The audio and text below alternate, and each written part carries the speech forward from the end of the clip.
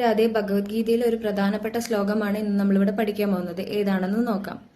പത്രം പുഷ്പം ഫലം തോയം യുമേ ഭക്ത്യാ പ്രയച്ഛതി തദഹം ഭക്തി പ്രഹ്യുത്തമശ്നാമി പ്രയതാത്മന. ഇതാണ് ശ്ലോകം. ഇതിന്റെ അർത്ഥം എന്താന്ന് വെച്ചാൽ, ഒരു ഇലയോ പൂവോ പഴമോ അല്ലെങ്കിൽ അല്പം വെള്ളമോ ആരെങ്കിലും ഭക്തിയോടെ എനിക്ക് സമർപ്പിക്കുന്നുവോ അത് ഞാൻ സന്തോഷത്തോടെ സ്വീകരിക്കും എന്നാണ് ഭഗവത്ഗീതയിൽ കൃഷ്ണൻ പറയുന്നത്.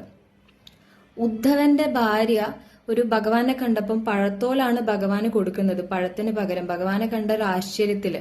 അപ്പൊ ആ പഴത്തോല് പോലും ഭഗവാൻ കഴിച്ചു. അതെന്തുകൊണ്ടാണെന്ന് വെച്ചാൽ, ഭഗവാൻ ഇതിലൂടെ പറയുന്നത് എനിക്ക് ആരെന്ത് സമർപ്പിക്കുന്നു എന്നതിലല്ല കാര്യം.